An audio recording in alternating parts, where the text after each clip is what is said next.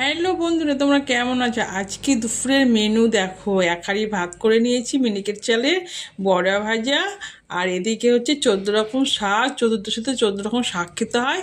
আর এটা হচ্ছে শোল মাছ, দেখতে পাচ্ছ শোল মাছটা করেছি, শোল মাছটা খেতেও রান্না হয়েছে খুব। আর আজকে আমি কি দিয়ে ভাত খাবো, জমিয়ে ভাত খেয়েছি আজকে, কি বললো ফাটাফাটি লেগেছে, উফ কি স্বাদ আজকে রেসিপিগুলো দিয়ে। দেখতে পাচ্ছ ভাত নিয়ে নিয়েছি, আর মাছের ঝোল, আর মেন হচ্ছে শাক। আমি শাকটা দিয়ে খাবো, সেটাই তোমাদের সঙ্গে শেয়ার করব, শাকটা কেমন হয়েছে খেতে।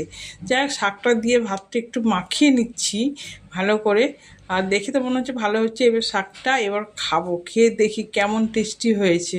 এবার কি বলবো, শাকটা সেই স্বাদ, সেই লেভেলের স্বাদ।